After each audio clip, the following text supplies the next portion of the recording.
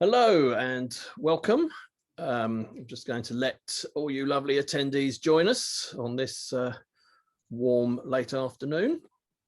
It takes a little while for people to come in. Numbers are going up there and we'll get cracking in a moment.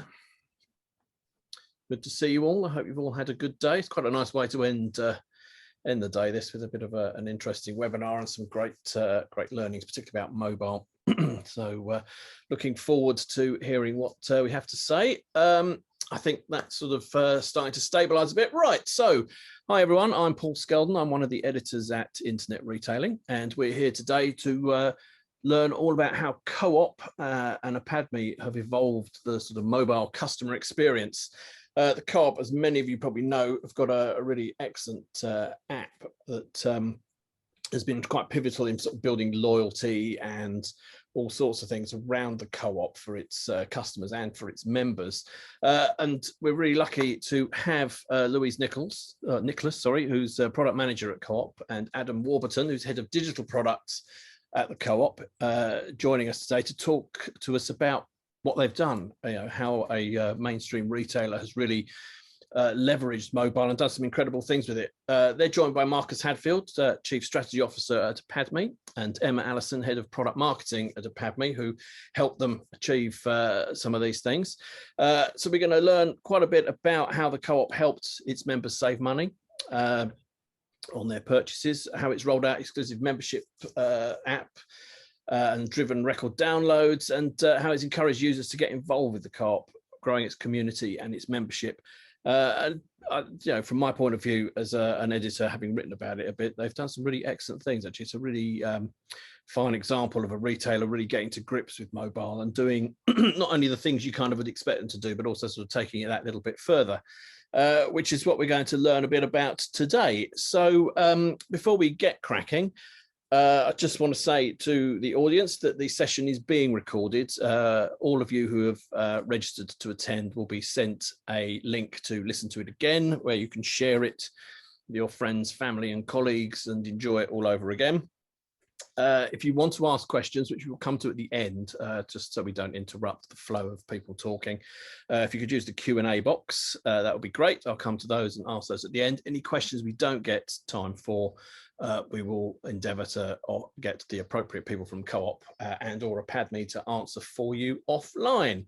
So that's all from me. I'm going to turn off my camera and microphone and sit back and enjoy. And I'm going to hand you over to Marcus from Apadmi, first of all, to give us some context around mobile and where it all sort of fits in with retail before we hear some more about what the Co-op has done with it. So Marcus, I hope you're well today and ready to roll in your fine corduroy blazer.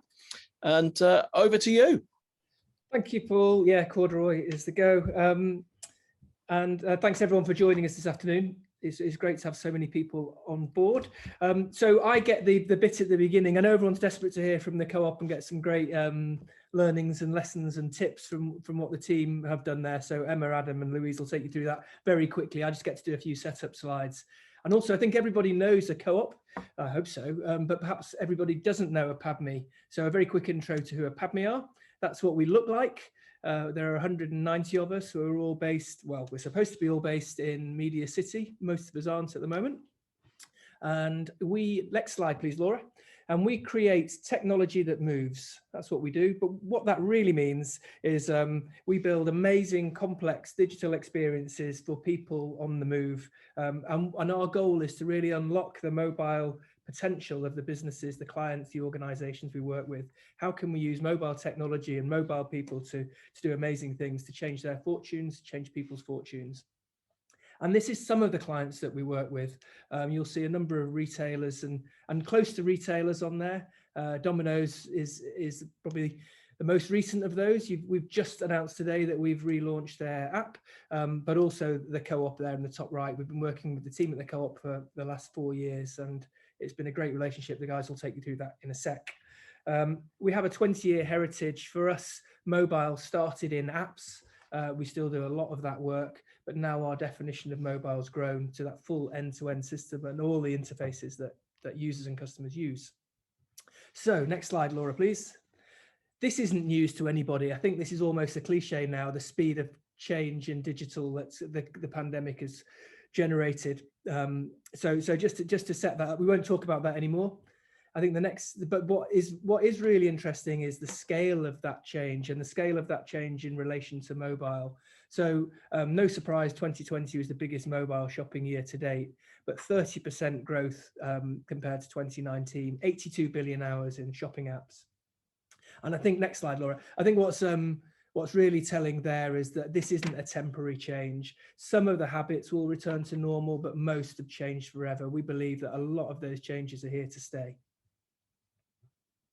And if we just look, a couple of stats to throw out, the line to look at there, the two 2020 Q4 lines. On the left, the growth in mobile year on year. But on the right, I think it's the more telling one, the scale of order growth through mobile devices. The dark blue line, 115% growth in mobile orders. And the next one, Laura, shows, this one's all showing the share of traffic. So there's a steady increase over the last year. Mobile is taking traffic from digital. So this isn't just from web and tablet. This isn't just a shift to digital. This is a shift to mobile as well, which is why we're all really excited about the opportunities that it brings. This is a really telling snapshot for In the Style. The last quarter of last year, In the Style's mobile app sales rose by 500%. In-app sales accounted for more than half of all the sales for the brand in that period. So this is people buying through the app, not just through mobile devices. And it's only going to grow. You know, the number of smartphone users in the UK predicted to hit 54 million by the end of next year. 73% of consumers now describe themselves as omni-channel mobile shoppers, which is good news, I think, for everybody with bricks and mortar buildings. And mobile commerce sales predicted to hit 100 billion by 2024. So this is the reason why we're here, and this is the reason we get excited about it. And whilst that growth is coming, where's it going to, what should you be doing? What's the things to look out for? So a quick blast through 3 or 4 trends here. First one, Gen Z, but we'll play a video to explain what I mean about that.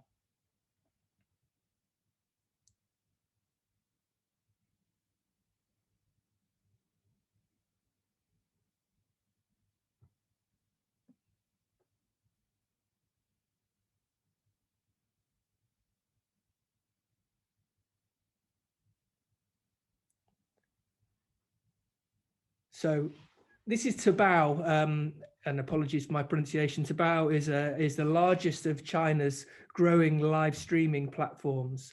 Live streaming is a massive deal in China, and it might feel like a distant future, and it might feel like a different place, but actually this is coming fast to the markets that we're all in. And the reason why things like this are happening is because Gen Z, the fastest growing market, don't behave like the rest of retail consumers. They take their cues from different places, from the social networks they're in, from the games that they do. So whilst this might feel like a long way off, LG, the great electronics company, have just launched a live streaming platform in the US. Amazon are doing it. We expect to see a lot more people selling and buying products through live streaming. This marriage of entertainment, influencers, and hard commerce is coming fast. Why that's important is Gen Z have got a huge amount of spending power already and a huge amount of influence. They only know mobile. It's what they've grown up on. It's their primary channel. So you've got to get it right for Gen Z. And it's not just about the live streaming stuff. We also look to things like gaming. So gaming is a huge growth. Next one, Laura, please. Gaming is huge growth area. You can look there to the blue lines for the amount of spend in gaming, and that's where the largest amount of consumer spend is coming from in apps, but you can see it growing on the right in non-app areas.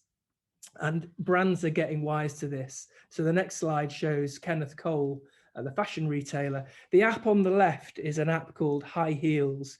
It's a game. It's hugely popular. It's been downloaded more than 60 million times. This year, Kenneth Cole chose to launch some of the products in their Pride collection in the virtual catwalk in High Heels, which I think is an extraordinary place for big high fashion brands to operate. But you can start to see this is how reaching Gen Z. Next one, Laura. The next trend we're looking at is the decline of cash. Customers are moving away from cash at a record speed. Some of that is driven, of course, by health and hygiene of the unmentionable, but some of it is just consumer behavior. Next slide, Laura. So just walk out. I think everybody's heard of Amazon Fresh, the stores in London where you come in, you can go without going to a till. And that technology now Amazon are rolling out to many other retailers. So just walk out is the technology that they're rolling out. It's no longer just Amazon who can use that. Other retailers can take that technology and use that technology. So expect customers to be coming in and out of stores without going near a till, without going near cash. And the image on, sorry, Laura, go back a bit. The image on the right is a representation of digital wallets and the growth of digital wallets. 73% of consumers are much more likely to join loyalty schemes if their points are automatically updated into their digital wallets. So again, removing that reliance on cash and paper and making everything transactional much more digital, which is a nice segue into the next slide around loyalty and personalization, and really the meat of what we're going to talk about today. 91% of consumers will be much more likely to shop with brands who recognize, remember, and provide offers and recommendations. That's huge. And 83% of them are much more willing to share their data if they get a personalized experience. For us, this is just further proof of the massive potential within mobile and loyalty. Next slide, Laura. So even in the last couple of weeks, we've seen some big movements in this direction. Morrison's relaunched their loyalty scheme as My Morrison's, much more app focused, digital card, offers and rewards, personalized offers, instant activation. Lidl was the fastest growing shopping app last year when they launched Lidl Plus, again all around digitizing their card, this time with frequent offers and some surprise and delight, and actually some gamification in there from Lidl as well, so playing to some of those Gen Z trends. And it's not just the big grocers. I think this is a big tell from the US. The two mega giants, Burger King and McDonald's, in the last quarter have started to trial app-based loyalty programs. So again, more grist to the mill of the opportunities around personalization, offers and loyalties, that this deep relationship that we're seeing people having with their phones is vast, which I think is a good cue into Adam to start to tell us how the Co-op have evolved their mobile experience to play to some of that. Thanks, Marcus. Yeah, I'm going to talk about the roller coaster journey that Co-op's been on in terms of our development as a mobile app. And I describe it as a roller coaster journey because there has definitely been highs and there has definitely been lows, and it's been a bumpy ride as we've started to figure out what customers want, what they don't want. And I think we've really settled on something at the moment that's really winning and working for customers. And so if we can go on to the next slide, this is a quote that anybody at Co-op will remember from 2017 when we were flat out told we want an app by the senior management team. Naturally, the senior management had seen other retailers have an app. They'd seen, obviously, their phones were filled with apps. They were using apps all the time. So there was a real insatiable desire that said, this is a channel that we really need to exploit and we need to go after. But what was happening was we were looking at it through a lens of prioritizing the channel rather than prioritizing it being useful. So it was all about an app. And we stopped and asked the question, what will it do? We can do an app, but it's got to be useful. What's actually going to happen? And if I'm honest, we struggled. We didn't have many things that would translate well to an app from the web. We always wanted to have a bias towards the web because it's obviously the most open, accessible platform. So we didn't have anything unique that we could squirrel away. We didn't believe we had anything that kind of was a great fit for an app over the web or as a complement to the web. So we started to scratch our heads and go, well, what could we do? And if we go on to the next slide, what we essentially did was we took the membership card that people have. So you can become a member of a Co-op, a bit like a loyalty scheme, although actually when you become a member of the Co-op, you own a share of the business. So it's a little bit different, but you get rewarded every time you shop with us. So the first thing we did was we took that card and said, right, well, we'll make that digital so that when people are in our shops, they can scan the phone. They won't need the wallet. And it's like, well, actually the Co-op card wasn't always in people's wallets anyway. So it wasn't really a transformational experience. if people had to have their card anyway, or it was in the wallet anyway, the app kind of negated any being valuable in a lot of contexts. But I think the really smart move we made at the start was we didn't go big and launch this to the whole market and to all of our customers. What we did is we partnered with Apadmi and we said, we've got an idea, we're not very sure about it, but actually, given the desire from our executive and senior team to go ahead and do an app, we want to learn. So we want to launch something, we want to see how it works and then use that as a springboard to go further. We don't want to spend a lot of money on it, and we want to just do something quick and dirty and see what happens. So this is the very, very first version of the co-op app, which already looks incredibly dated, even though it was only 3 years ago. Sure, the design team will be cringing when they look back at how we designed it.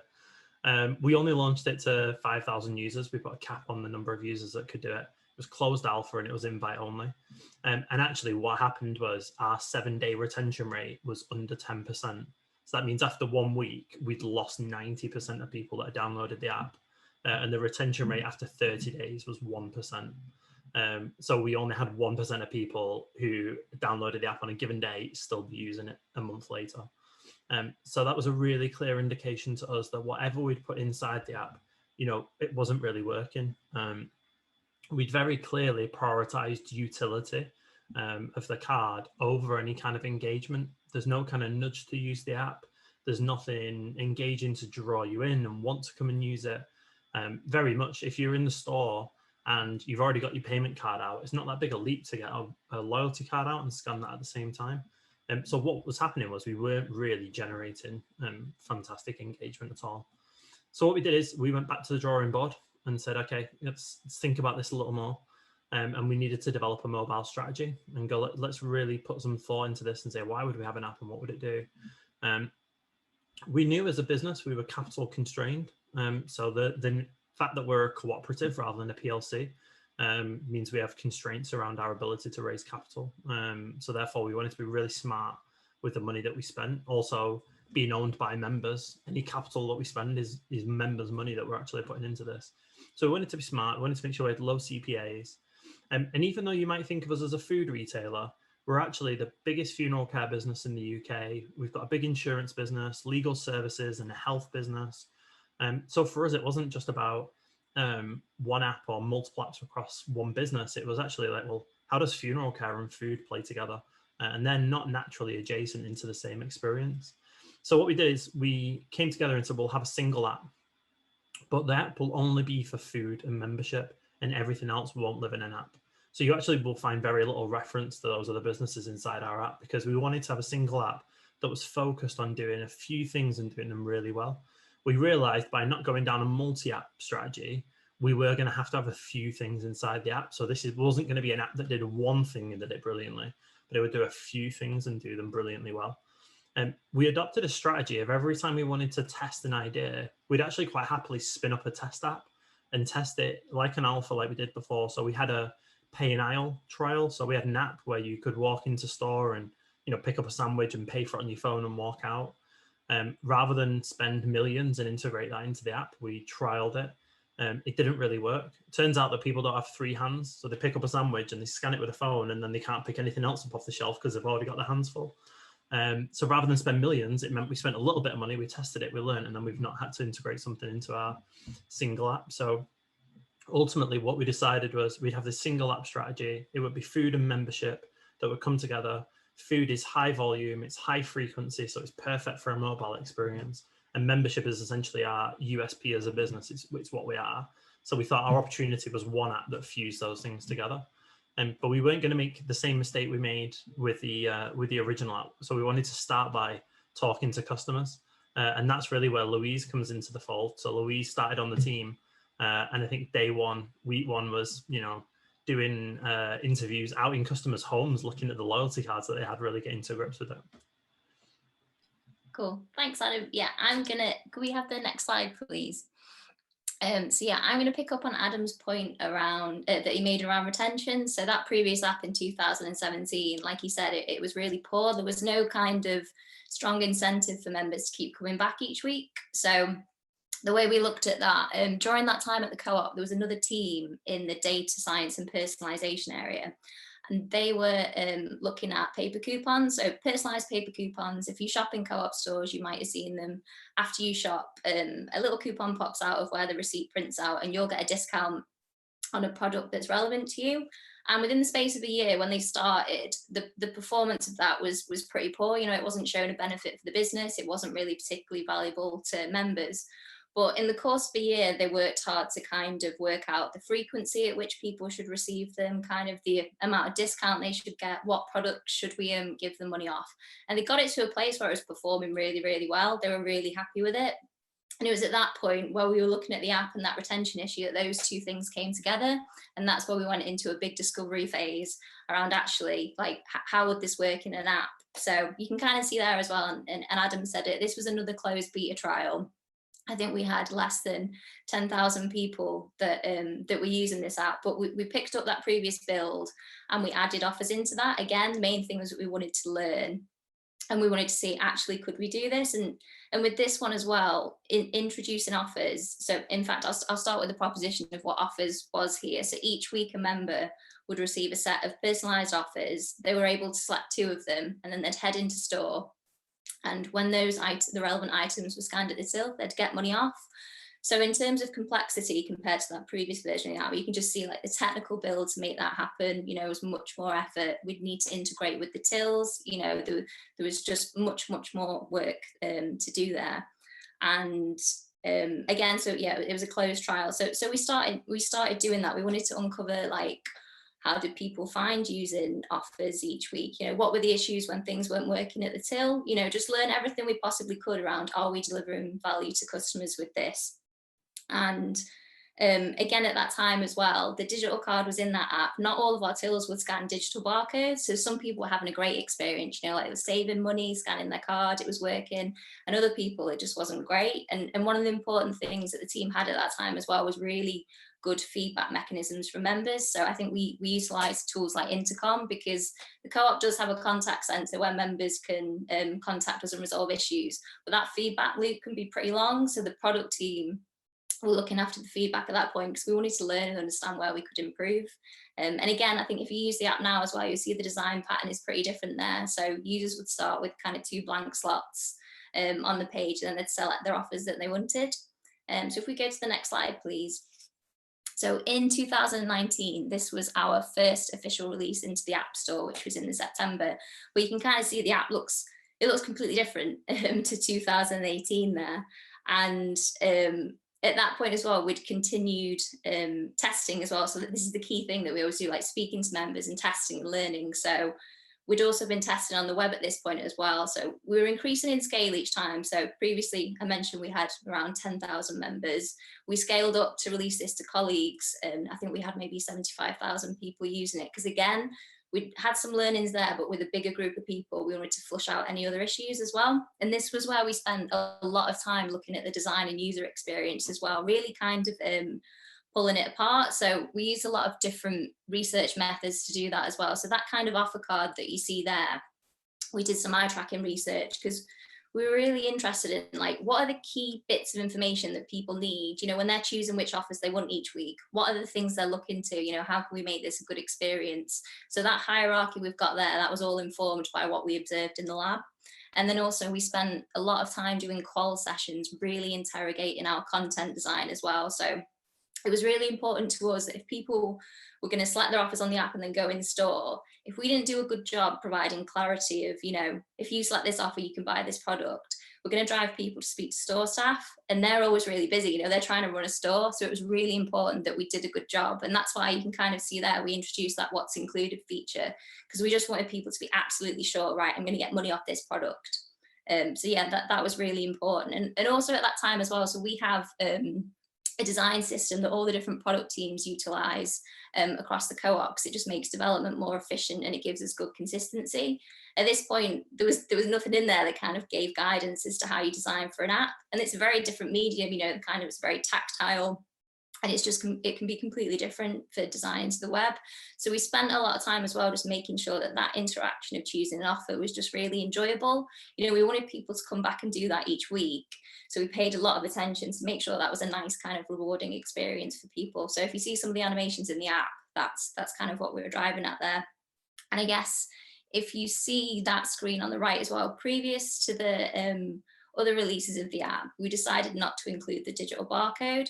So at this point for us, again, the tills were still a problem. I think it was less than 50% of them in our stores across the UK could scan a digital barcode. And at scale, if a lot of people were kind of, you know, like, I'm going to leave my plastic card at home, I can go in and scan this card. If it didn't work for them, that was a really poor experience. So at that time, we took the decision to leave it out because we didn't want to release a feature that would benefit the minority of people and possibly leave a whole group of people just really disappointed and frustrated. So if we move to the next slide. So this, if you use the app now, this probably looks pretty familiar to you. So this is pretty much how it looks present day. So last year was a really big year for us. We relaunched our membership proposition. And back in the 2019 release, we've done a really good job around offers. You can kind of see all the research we did, you know, the design work. We paid a lot of attention to that. But what we hadn't done was really explore that important community part of our membership proposition. So every time you spend money on co-op goods and scan your membership card, we give money to causes local to your community. And it was important that that was reflected in the app. So we built out a lot of features where members could choose which cause they wanted to support. They could donate their award balance to a charity, really just kind of addressing that balance in terms of giving a really fully fleshed out, useful set of features for members. We also introduced an area where people could browse content as well. So more ways to save money in store, but also other co-op initiatives that they could learn about. And the thing that I was really excited about when we finally got in was that digital card. So that screen there looks pretty simple. It's, you know, it's a QR code. That was not simple. So for the co-op, for us to roll that out and get that working, we had to update till software. We had to update hardware on the tills, you know, across thousands of stores. And all that was done during a pandemic as well. So the team that rolled that out and got those scanners fitted, they did an amazing job. And it was just, it was really amazing for us to be able to launch that and kind of go back to those people that had left us poor reviews and be like, we've done it, we finally released that feature for you. So that was great. Next slide, please. So yeah, so I guess our approach throughout all of that, and hopefully it's kind of pretty clear, is that we always talk to our users. You know, how we do it is dependent on what we're trying to achieve, but we use like lots of different methods. So whether it's qual research sessions, you know, we have regular catch-ups with the contact centre to understand what members are, you know, emailing or calling about. We have lots of options. There's the App Store feedback. We have a mechanism within the app to get feedback. It's just really important. Hopefully you can kind of see through the evolution of the app that's kind of present. And when we get those reviews where people say, oh, it's user friendly, it's like, yes, that's what we've been aiming for this whole time. Yeah, if we just go back a slide, sorry. We've also not been afraid to do small regular releases. You've seen, as we've talked you through the approach over, you know, multiple years, we've not been afraid of limiting it to 5,000 people, 10,000 people, 70,000 people. So we've not been rushing to scale. We wanted to get it right.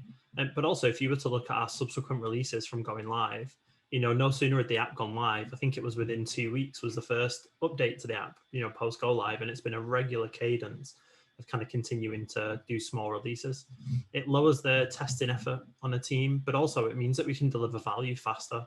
What we're not going to do is go underground, spend millions of pounds, you know, wait 12 months and then pop up with something that may or may not work.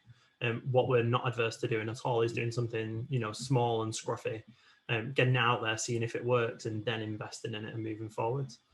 And I think the other thing that's maybe not evident through the different iterations of the app, but is how we structured the team around building the app. So we worked with Apadmi on the build, but what we didn't do is just chuck something over the fence. So we didn't go, you know, here's our product requirements document, here's a list of designs, tell us how long it's going to take and how much it's going to cost. What we did is we actually integrated Apadmi developers into our team. So Apadmi developers sat side by side with our designers, with Louise, with delivery managers, testers, etc. And not only that, sat side by side with data scientists from the coupons team and people from our retail IT teams who were developing the software for the till store. So it was really about pulling together that multidisciplinary team, but all with the same aligned goal, rather than trying to treat something waterfall and just chucking it over the fence. If we go on to the next slide. Cool, yeah, so I guess some of the big learnings for us, and I'll pick up on that digital card point as well with the customer expectations. So when we chose not to include that in the 2019 release, we knew people wouldn't be happy about it, but I think people really weren't happy about it, you know, and for us to kind of get that working, I think you heard it took significant time, investment, you know, it was a huge operation to get that to work. But to customers, they're just like, well, where's the card? Sainsbury's do it, you know. So it's very much like hygiene these days. For us, it's huge investment, but it's a basic expectation these days that that should be there. And one of the good things as well, so since we launched the app, we've kind of had a halo effect on some of the other like product teams in our digital estate. So one of our products, Cooperate, I think their traffic trebled when we launched their kind of section in the app, and also that Discover feed where we push out to kind of recipe content and deals as well. They've seen a huge increase in traffic, which is really fantastic. Yeah, and we've also seen the habit forming behavior that we really hope for. You know, I talked before about the 2017 release where there was no reason to come back and use the app. And we were really, really intentional with offers. You know, they renew at the same time every Monday. We send you a push notification on a Monday morning, and that's when you pick the the offers. And that's how we've seen that habit forming behavior build out.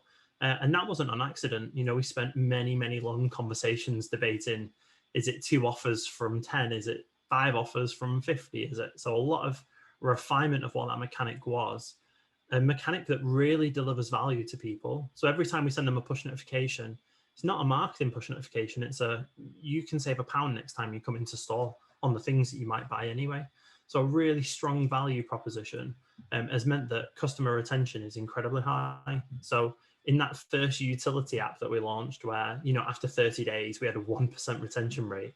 And we're at a position now where after 30 days, we've got a 40+% retention rate, which is huge in the industry. So that means that people who come back to our app a month later, almost half of them are still using the app every week, still coming back with that rhythm and routine of continuing to pick offers. So for us, we'd really, I think that's always been the metric where we look at and go, okay, we're doing something right, so long as we can continue to keep up our retention. And if we go to the final slide from us, so really you can summarize the successes across these 3 elements. So for us, we've had 1.3 million downloads. And I know downloads is a bit of a vanity metric, so we're not standing up here and patting ourselves on the back. But it's a sign, you know, we get, I think it's 15 million people a week come into our store. So 1.3 million downloads is a pretty good stab for something that's been live less than a year at the moment. To look at, you know, just shy of 10% of our store customers have downloaded it. And last quarter alone, we had 500,000 people pick a digital offer. So it shows we've really got penetration into our customer base, so we're continuing to come back and use the app.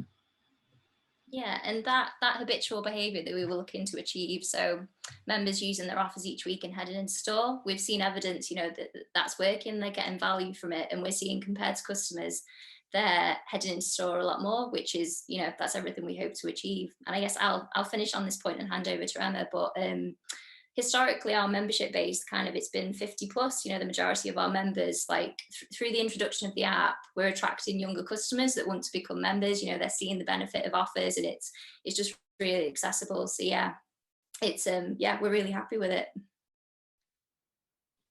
And yeah, over to you, Emma. Thanks, Louise and Adam. So yeah, some really great success metrics shared there already. What I'm going to do now is expand on those in terms of the work that we've been doing with Co-op since the relaunch and to date, all around App Store optimization. So my role at Apadmi as head of product marketing is to support our clients in getting the most out of their app. So from launching a product for the very first time or through to supporting for a relaunch and looking at everything from acquisition to engagement on an ongoing basis. So how do you ensure that your apps are found in the App Store? Well, this stat here from App Annie just shows how competitive the industry is. I mean, 160,000 apps launched every month. Visibility is obviously very competitive, but then also, I guess the second challenge for a marketer is how do you get those users once they've seen your app in the app stores to download? So next slide, please. So that's all about App Store optimization. An ASO is essentially the App Store equivalent of SEO. It's that process of optimizing your product page to boost visibility and to get that percentage of users who convert to a download as high as possible. And essentially the ultimate goal for any ASO campaign is to generate more organic downloads. Next slide, please. So this diagram just really highlights some of those key factors that impact ASO. And as I mentioned, it's all about increasing the number of organic downloads, but looking at how we do that. So metrics like visibility, looking at the number of unique impressions, looking at the number of store listing visitors, and then through to conversion. So conversion rates, we look at both users who convert from an impression of your app in the App Store, as well to users who might see that product page and then go on to download. And then right at the bottom, you've got some of the key factors that influence those figures. So your App Store features, that being how many times Apple and Google are promoting your app in editorial features, how many impressions and downloads that can then generate. Through to keyword optimization, looking at a plethora of different keywords to choose your most successful keywords. And again, some of those metrics around the importance of impressions and downloads to monitor success. Ratings and reviews is a huge, obviously, what metric there, and also product page assets, which I'll go on to explain in a bit more detail now. So next slide. So gaining App Store features, gaining an App Store feature is a brilliant way to boost visibility. So that free publicity gets your app in front of users that might have never come across it before. The App Store, for example, at WWDC on Monday released a nice stat that they get 500 million visitors a week in the App Store. And the process for gaining editorial features, you can see a few displayed on the screen there that we've gained for the co-op. It's very similar to traditional PR. So on each platform, there's a dedicated editorial team, and about 3 to 5 weeks before either a new app goes live or a significant update is about to be launched, we'll send over key information to our contacts at Apple and Google about what that is, why it's so exciting, sending them mock-ups, talking to them about the features that have been designed. And in some cases, we might work with the teams at Apple and Google in their developer relations team to enhance the apps. So for the co-op, we got some really interesting feedback from the team at Google around tweaking some areas of material design, and one piece of feedback that we implemented just a couple of weeks after the relaunch, again, tying back to Louise and Adam's point about iterative releases and enhancements, was to add in more touch feedback. So yeah, you'll see there's been a couple of features mentioned there. So next slide, please. So moving on to ratings. So ratings are vital for any ASO campaign. So not just in terms of that conversion rate, and there's a really nice stat there around that 89% increase if you jump from being a 3-star app to a 4-star app, but actually the more ratings that you have and the higher your app rating, the more likely you are to appear in search results for those keywords that you're optimizing for. So when the co-op app relaunched, we had an issue with some users experiencing a problem with login, which brought the average score down, and it was as low as 2.8 at one point, which obviously was key to the whole relaunch. So we had to move quite quickly at the start of the campaign, and what we did was to look at an in-app ratings prompt. So we used Google Firebase to set up event tracking across key parts of the apps, and we essentially defined a criteria to highlight users that were having a positive experience to balance out those users that were having that login issue. So what the prompt did, it was fantastic at generating about 17 times more ratings a week than we were getting previously. And because we were targeting users that were coming back to the app, that were selecting offers and having that positive experience, we were inundated with 5-star reviews. So we managed to jump up to that 4.7-star rating that you see in the app stores now. And the co-op app's got over 16,000 ratings and it's rapidly growing each week. Next slide, please. So keyword optimization, again, being another key area, and that's all about finding the best keywords for your app. So not just making sure that you appear for your brand terms and obviously brand name, but also looking at those additional keywords. So from competitive short tail keywords with really high search volume, but also making sure that you appear for those niche terms that are really relevant. So such as sort of shopping vouchers, membership. And as with any SEO sort of campaign, ASO, the same rules apply in terms of keyword stuffing. So adding keywords to your meta details needs to be done in a really natural way. Otherwise, you could impact your download conversion rate. Google's actually announced a change in the last couple of weeks to challenge anyone that's trying those black hat practices of keyword stuffing. So they're making changes to the number of characters in your app name, reducing the app name from 50 characters to 30 to sit alongside the rules that Apple have had in place.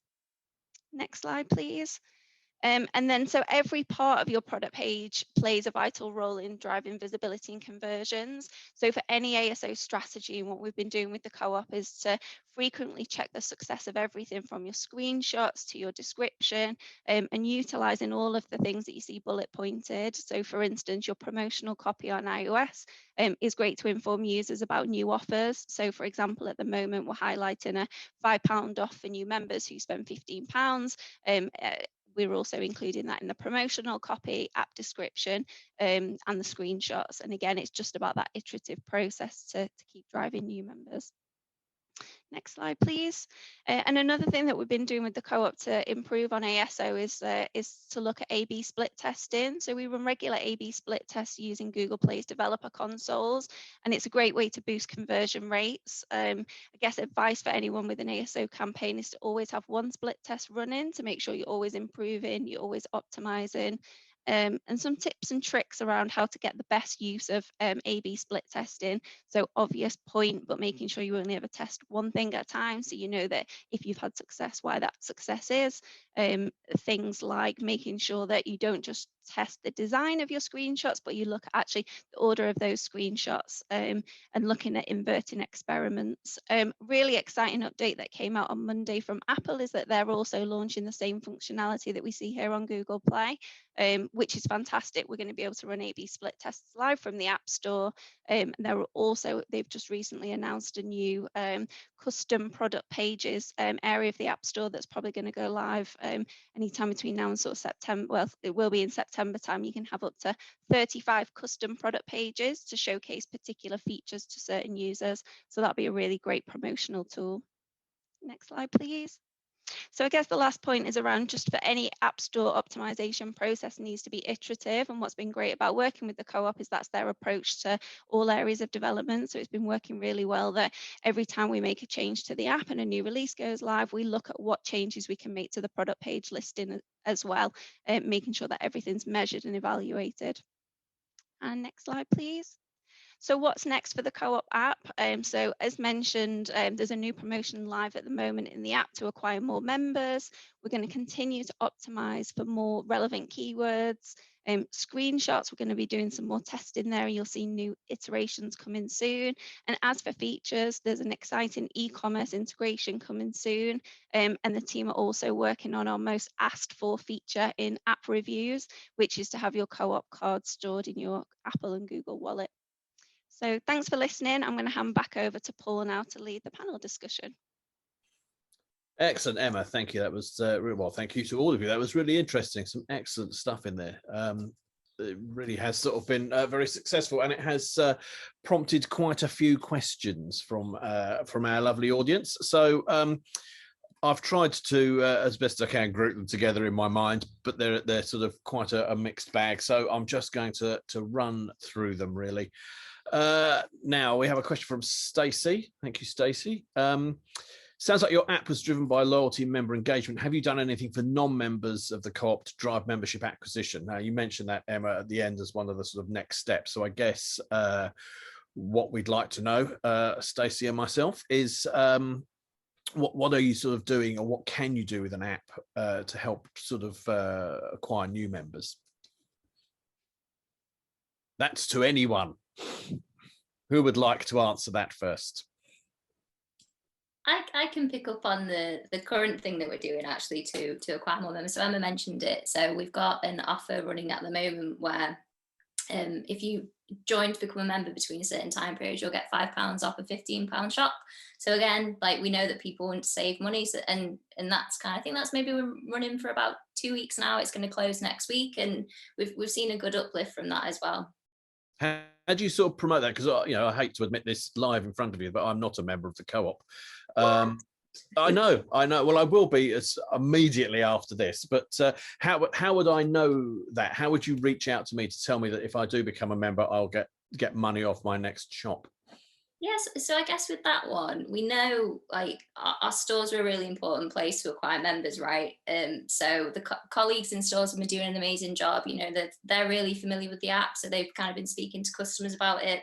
You'll see a really big presence in terms of the store posts, so like the posters and stuff that we have there. And I know the marketing team run a variety of campaigns as well. So yeah, we kind of have a multitude of different ways that we try and promote that. Yeah, and I guess just from an app store's perspective, I mentioned it briefly, but making sure that that's apparent in the screenshot. So we actually updated the very first screenshot that you see in the stores to make that offer known to new members, and all of the T's and C's are then included in the description. Excellent. Right, I shall head to my local co-op immediately after this and buy something lovely and become a member. Right, so how do you manage to track analytics, etc., with GDPR policies? That's a nice question.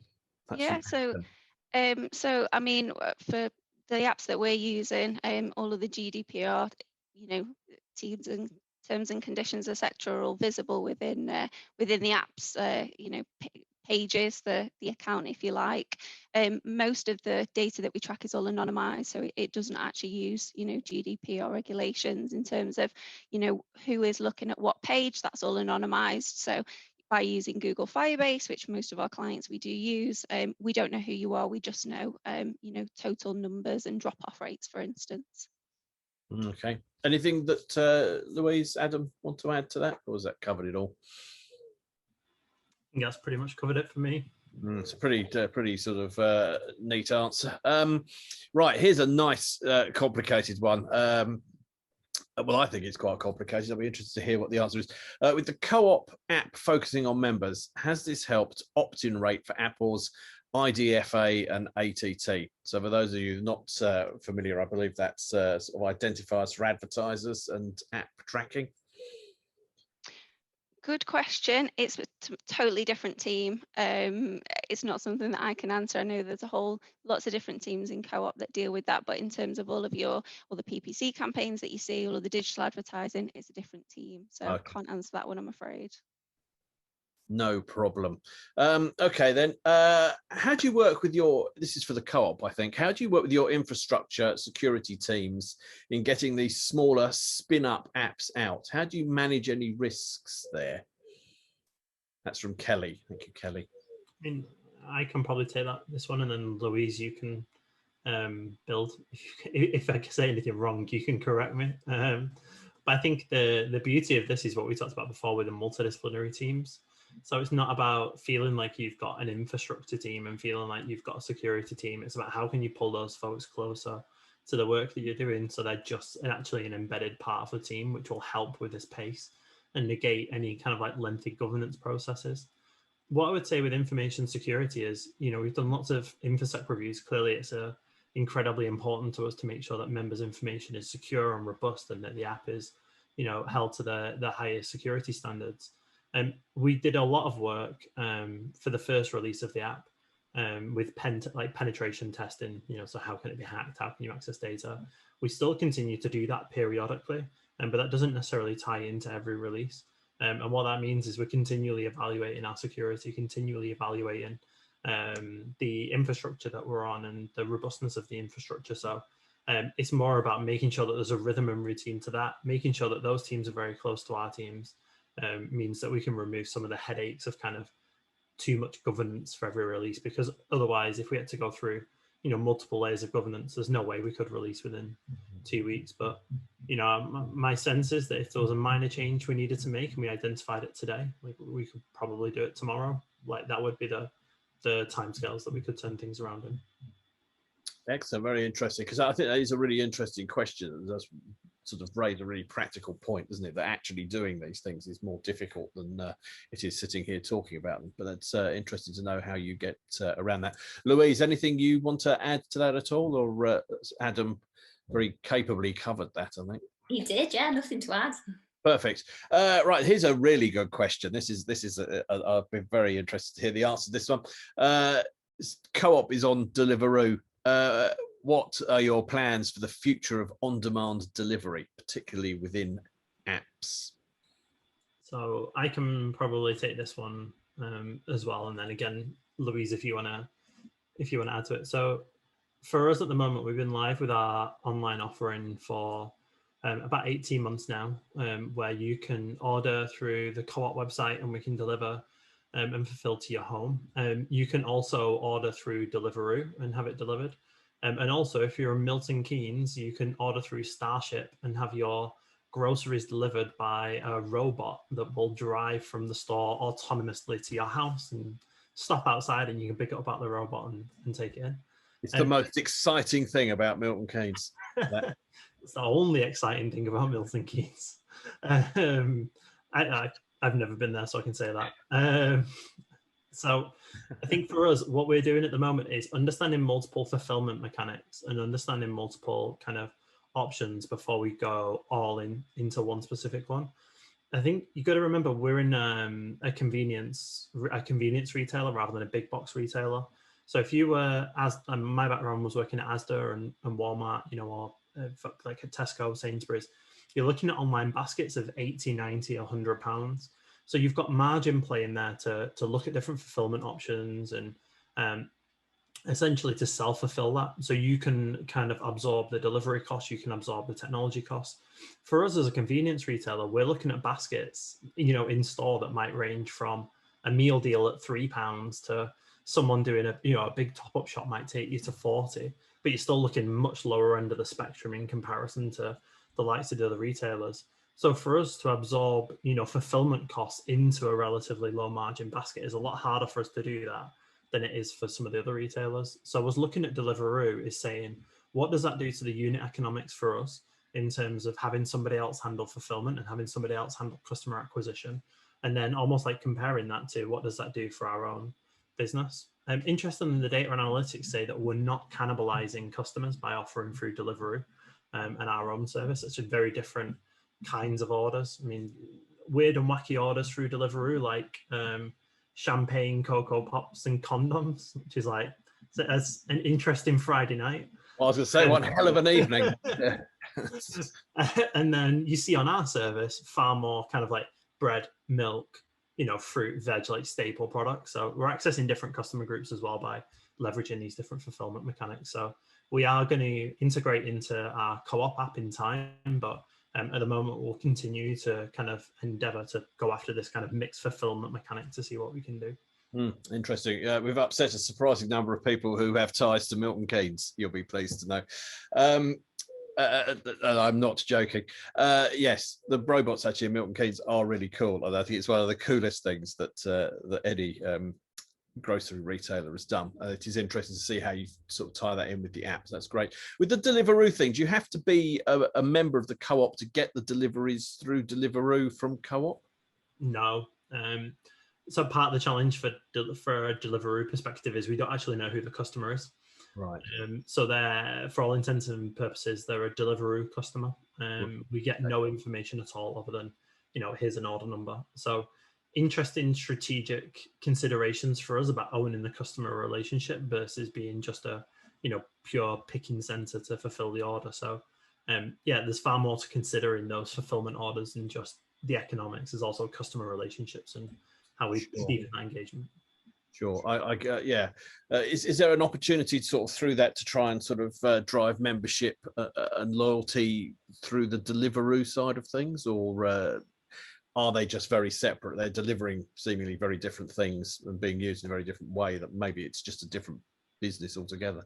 Yeah, I mean, for now, they're very separate. We have had conversations with Deliveroo about, things that we would like to do and ways in which we would like to integrate membership or offers like we've talked about. But, Deliveroo are fulfilling out of thousands of restaurants and other retailers. So they're not in a position of kind of bespoke in their offering for Co-op. It's here's what Deliveroo is, and for us, it's a pretty binary choice. Okay, excellent. This isn't really this is sort of a question, I guess, but it makes a very valid point, I think, from Adam. Thank you, Adam. He says he regularly goes into his local Co-op 2 or 3 times a week. He sadly also is not a member, which I'm sure he will rectify immediately after this. But no one ever tries to convert him. He also pays with Apple Pay, and no one ever mentions the Co-op app. are there ways that you can better maybe sort of push that sort of thing at the sort of customer interface? I'm going to get Adam off the hook a bit here, because I don't think this is a co-op specific, Adam and Louise, I don't think this is a co-op specific problem.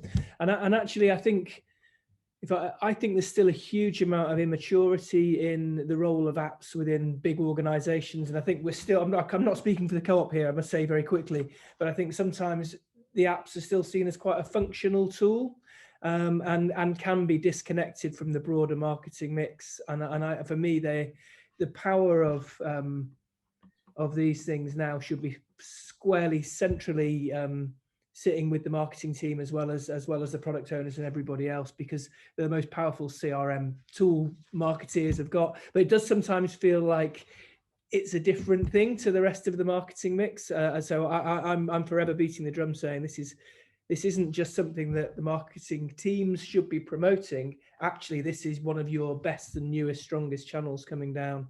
So yeah, the answer to that, Adam, is definitely within internal comms, I think, but also within the increased priority of the mobile channel. And I think as we're starting to see the power and the response of them go up and up and up, I think that hopefully that challenge will become easier. I suppose the only final thing is then that there also needs to be a good, strong value exchange there. So, you know, why should I? What's the reason for the customer to do it? You pulled out the 5 or 15 there. There's plenty of other reasons why the apps are great. It's not least when it's the membership part of the co-op, which is a story which can grow and grow, I think. Absolutely. I mean, I think it was a question worth asking, because as you quite rightly say, Marcus, I think it isn't a problem limited to the co-op. It is broadly out there. We spend a lot of time talking about how to use this technology, but at the actual coalface, it's less well understood what they're trying to achieve. So yeah, interesting. Just to be clear, I wasn't answering for the co-op there. That was absolutely, absolutely. Yeah, I think totally understood. Right, so did senior management teams of co-op understand the importance of working on an app for a number of years before pushing to the app and Play stores? How was this communicated to them? That's a really excellent question. How did you manage to beaver away quietly, getting it right over a number of years? I think, why don't I answer the first little bit, and then Louise, you can pick up with actual development. I think the thing that I'm most proud of in the entire app journey is having an app that no one used, because it didn't take much convincing to let us actually build something that was useful once we'd spent a bit of money and nobody had used it. And so the communication to the senior management team is, you know, we've taken a stab and it's not worked. No one wants us to continue that endeavor. We want to make sure that we do it right. So therefore, that gave us a bit of the space and freedom to go do it. So I think there's an element of, you know, not being afraid to be wrong and using that data really powerfully. I mean, that retention metric of, you know, 1% after 30 days, it's like there's not many exec teams that would look at that and go, more of that, please. You know, like keep down that path. But then I think when Louise and the team started on offers, you know, there was lots of things that you did around exec engagement, you know, making sure they were on the beta and getting on the phones and stuff like that. So I don't know if you want to elaborate around, you know, that kind of engagement as well.